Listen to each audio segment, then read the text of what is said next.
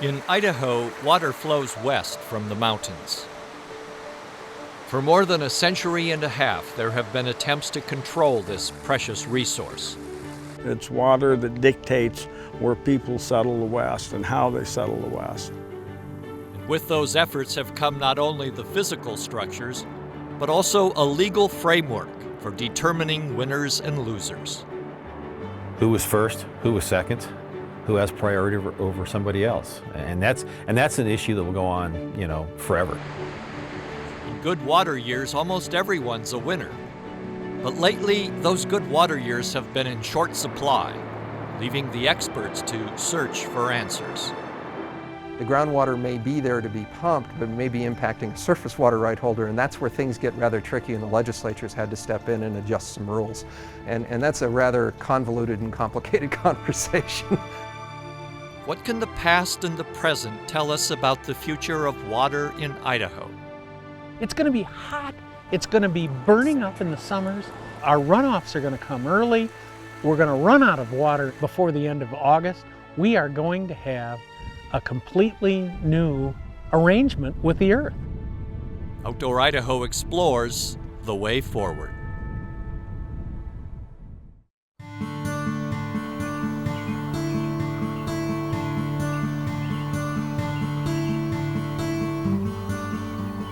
Funding for Outdoor Idaho is made possible by the Friends of Idaho Public Television, by the Laura Moore Cunningham Foundation, committed to fulfilling the Moores' legacy of helping to build the great state of Idaho, and by the Corporation for Public Broadcasting.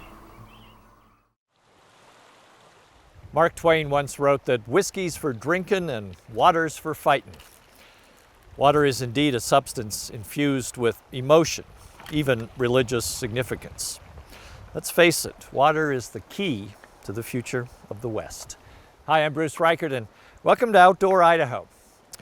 John Wesley Powell also wrote about water. More than a century ago, he warned anyone who would listen that the scarcity of water would one day pile up a heritage of conflict. Turns out that conflict is more than just two sides arguing in a courtroom. Sometimes it plays out in dramatic fashion. Southern Idaho is a desert with miles of undeveloped sagebrush steppe. It was the promise of free land through the Homestead Act that brought many early settlers out west. But those settlers had a rough time making a living off the land. I find it a beautiful landscape, but it's also a harsh landscape. It's not a place that's easy for people to live.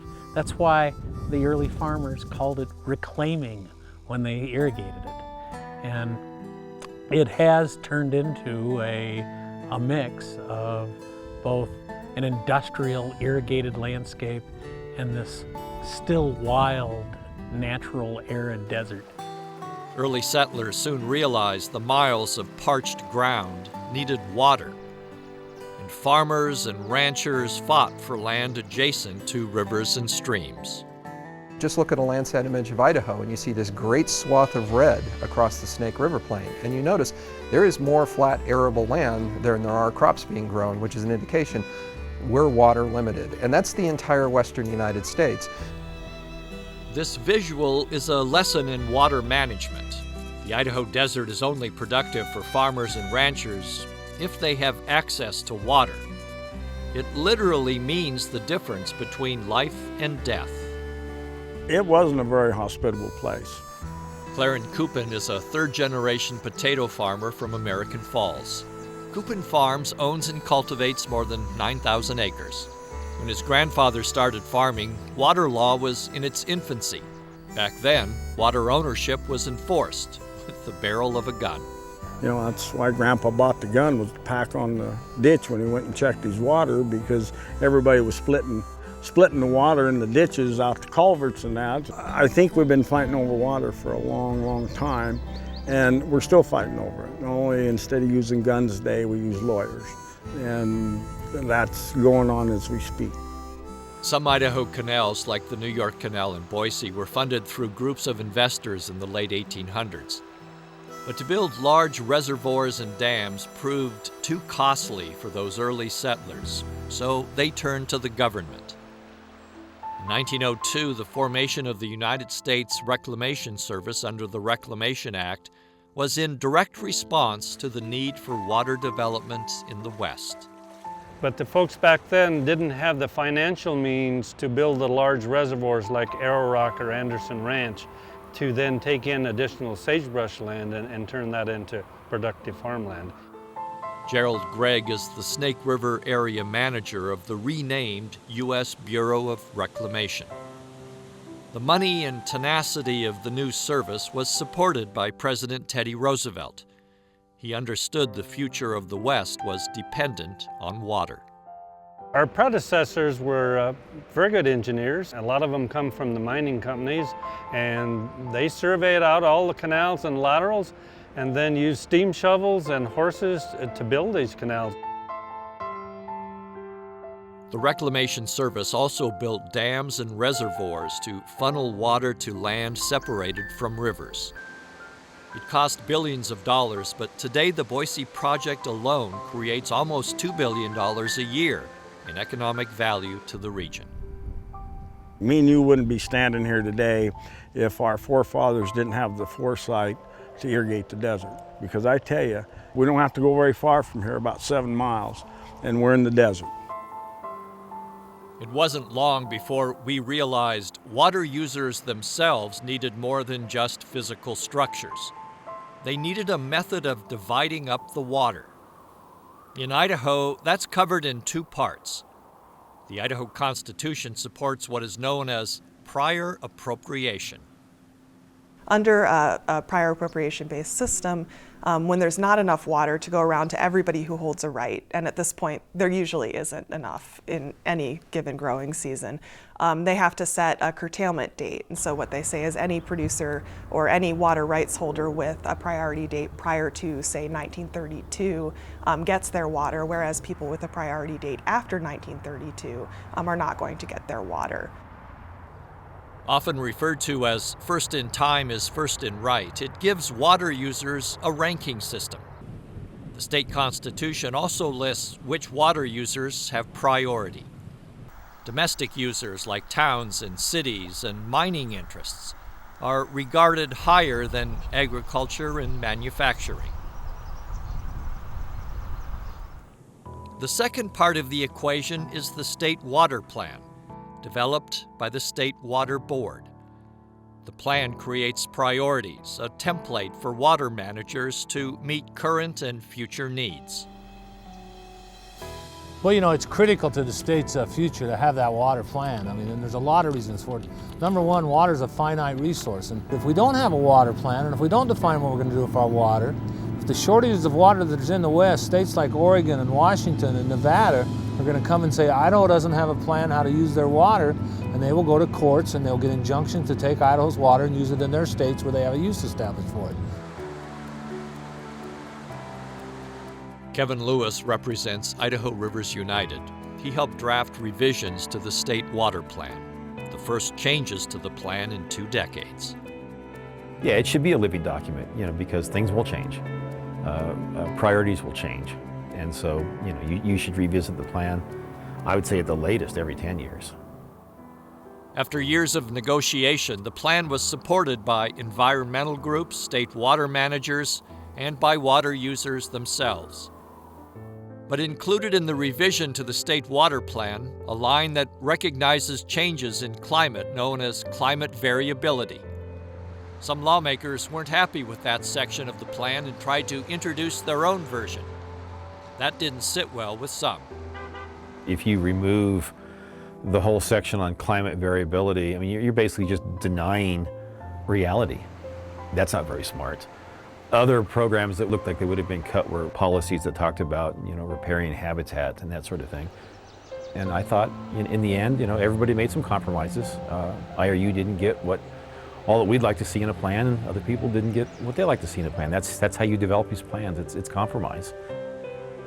When water is scarce, the State Water Plan and prior appropriation help regulate water use. And in years of drought, create winners and losers, with serious implications for agriculture. Potato farmers like Claren Kumpen must self-regulate water use. For now, new technology like sprinkler pivots is replacing flood irrigation, and it's helping Kupin Farms do a lot more with less. We can raise more today than we ever have. Potatoes today are way better than they were 40 years ago, yield-wise. We're doing it with less water. In the Pacimoroi Valley, in a narrow strip of prime farmland in central Idaho, farmers are learning a lesson in unintended consequences. There's no water here because of the irrigation, and we actually have to dam the Pacimoroi River off to get our decreed rights filled at this time of year. Rancher Ted O'Neill is in the process of converting his fields from flood irrigation to sprinkler pivots in order to reduce his water use. Drought and competition for water means that sections of the Pacimoroi River simply disappear every summer. Jimmy Doughton Sr. has already adopted several conservation practices, including sprinklers. The result is he can keep more water in the Pacimoroi River. But Doughton says he noticed less water on the field means less water recharging the underground aquifer. When we was flood irrigating, we'd put hundreds of inches of water, hundreds of CFS of water out on that ground, and you could go down and see springs come up, but you don't see that. You don't see that now. And that's what got me concerned, is reconnecting these streams. Efficiency has a very positive value associated with the word. And so when you think, should we be more efficient? It's this, of course we should be more efficient. Yes, they did ultimately use less water putting it on the crop, but when you do the math, you found out that there was less water infiltrating to the groundwater and less water available for the wetlands, and so they started having a lot of problems with wetlands drying up. This consequence led to a legal fight between irrigators and those who pump water from the aquifer. Surface water users, those irrigators who pump water from canals and rivers, blamed well pumpers for a dwindling water supply, and science seemed to back them up. It was a complication that ended with new management rules in 1992 known as conjunctive management, requiring groundwater and surface water to be managed together. So most states have had to recognize that surface water and groundwater interact with each other, and that the water rights to some degree have to be conjunctively administrated. The first plan to manage surface and groundwater together began in 1987 to cover the eastern Snake River Plain aquifer, perhaps the most important aquifer in the state. It covers more than 10,000 square miles from St. Anthony to Hagerman, roughly the size of Lake Erie. It took more than 2 decades and is still a sore point for some. That same process is underway in central and north Idaho. To further complicate the issue, in 2007, the Idaho Supreme Court added flexibility to first in time is first in right.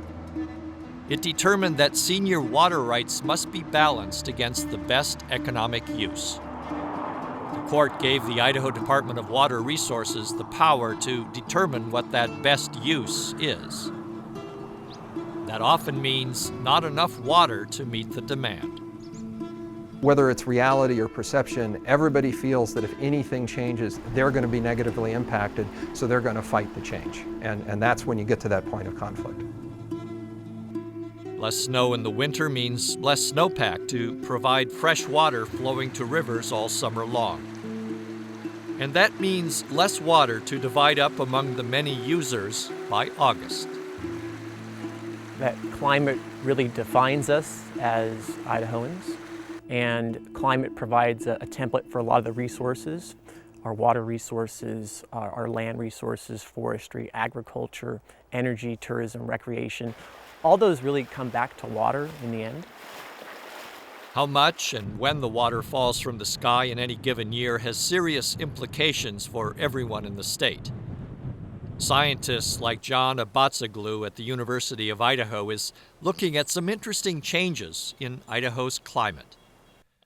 His research models predict a potential 7 to 10 degree temperature increase in populated areas of Idaho by the end of this century. Summer temperatures in McCall be a lot like current summer temperatures are today in Boise. And for Boise, if we consider what summer temperatures might look like in Boise by the end of the 21st century, and we think about where we'd have to go today to find temperatures like that, we would have to go quite some distance, thousands of miles away outside of the Pacific Northwest. So about 13 feet from the edge? Molly Wood with the U.S. Geological Survey is testing stream flow along the Salmon River near Whitebird, Idaho. The USGS doesn't have any water management duties, but they do provide valuable data about the water flowing downriver. About 5.5 feet where the instrument is right now. Molly and her colleagues use stream gauges to detect trends in runoff, temperature changes, and even the quality of water. Okay, I don't think there's a whole lot of snow left in the mountains. I mean, those kinds of trends are important for us to be able to manage our water resources in Idaho. If we know that stream flow is declining because of some land use change or some climate change of some kind, then we need to be able to manage our water resources according to that and understand why that's happening. So it's really important that we continue to collect long periods of data.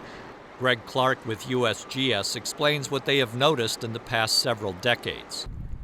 We can see that since the 60s and 70s that the water is coming off earlier. It's melting in the mountains quicker. Statistically, it's coming off about 3 weeks earlier than it has back in the middle part of the century. This change in runoff means that dozens of state and federal agencies that manage water will have to adapt in order to meet expectations. A job easier said than done. One of those agencies is the Federal Environmental Protection Agency.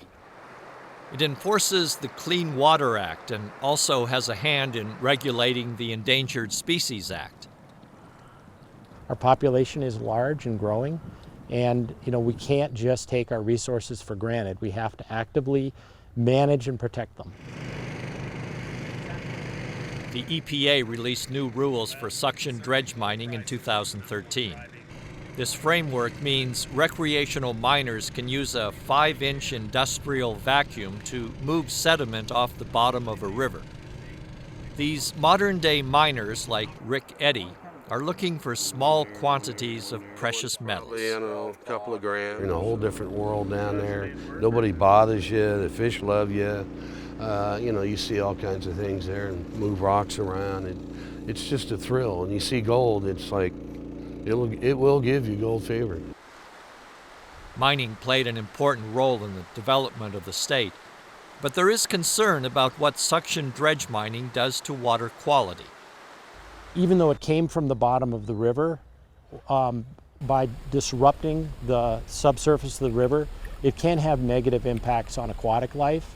And in particular, the concerns are for salmon redds or steelhead redds. Those are essentially the nests that fish use.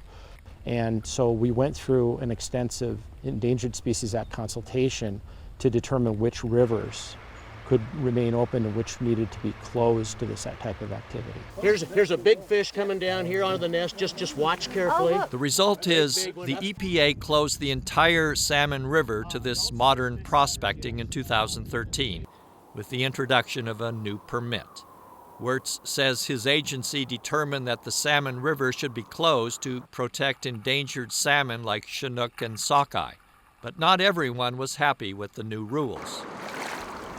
I think it's fair to say a lot of them don't want to have the government in the business of regulating them or requiring a permit. I mean, even though it's a free permit, it still is something they have to do their activity.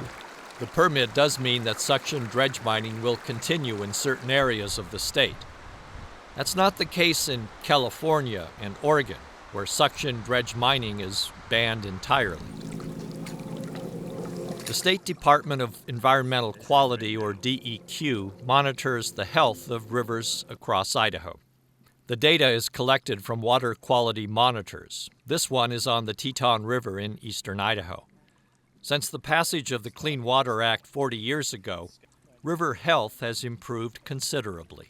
At the end of the day, you'll find that the Clean Water Act, while been bumpy, by and large has been pretty successful for stakeholders and residents, if not sometimes individual producers. The Boise River now attracts thousands of visitors each summer. Gone are the days when big industrial businesses dumped waste directly into the river. The EPA and the state's DEQ have now turned their attention to smaller sources of pollutants. For instance, fertilizer from farms located near rivers can sometimes end up in the water. Managing this type of runoff, known as non-point source pollutants, isn't easy or popular among some in Idaho. There's always going to be disagreements on what's important and what's a priority. That's just the nature of the business. Most states have the ability to develop their own permits under the Clean Water Act. But Idaho finds itself subject to federal oversight. Idaho does not have primacy for the Clean Water Act program. There's only certain parts and pieces that we have. The approval ultimately lies with EPA. That can slow progress and can lead to disagreements. State lawmakers have discussed taking over management, most recently in 2012. But the program that allows a state to develop pollution discharge permits is expensive. The EPA provides the service for free. But if the state takes over the multi-million-dollar program, the cost would have to be carried by the state. And while that challenge is playing out, Idaho faces another concern: more competition for its water. This area is growing fast. They predict by 2025 there'll be 1 million people in the valley. When I came here in '87, there was 200,000 people in the valley. So all of that growth, we're going to need to find water for those folks.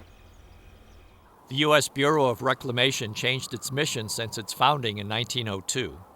Today, the agency manages the water behind the dams and water flowing in rivers and canals. The agency will be part of a larger effort to regulate water. And as demand grows, expect even more conflict, as predicted by John Wesley Powell more than 100 years ago. There has to be this mindset of understanding that if I'm coming in new to an area and I'm anticipating to be able to use water, you have to consciously think of who was using this water before. In many ways, every drop of water is spoken for, even the water allowed to flow downriver. State and federal laws demand some water remain in the river to protect threatened and endangered fish species. There are fish accords with American Indian tribes, promises that must be kept to allow the tribal members to fish and to manage their own fish hatcheries, like the Nez Perce salmon and steelhead programs. Water itself has had an almost religious meaning to the tribe. First thing before the salmon, the importance up to the tribe is the water and then the fish. And that's how they live. Then there is the international treaty with Canada that helped prevent flooding in the Columbia River Basin. The 1964 Columbia River Treaty provided dams and flow management in Canada to prevent flooding downriver in Oregon and Washington. The treaty expires in 2024, and it's unknown if it will be replaced with a new treaty that also addresses new concerns, like endangered fish. But while there is concern for what the future holds, there is evidence that Idaho will be better off than other western states, in case there is significantly reduced rain and snow in the future. We are nowhere near as short of water as the Southwest. So Idaho will have to redistribute. We're going to have to learn how to use our water better. And that doesn't always mean conservation, but it will include conservation. 50 years from today, Idaho's going to look like a bounty of water in the West. And that's going to bring to Idaho all kinds of opportunities. You know, Idaho has become a wine growing state. We now can grow great red wines. When I moved to Idaho in the 80s, they couldn't. They could only grow white wines because of the weather conditions. So climate change is adapting doesn't necessarily always mean bad thing. Our future depends on how we meet the new challenges ahead. and odds are it won't be easy. Over history, Idahoans have found a way to live together and to share their water, and I think that'll happen again. It's just going to take understanding on everybody's part, and it's also going to take looking for ways that we can make this resource go further for everybody.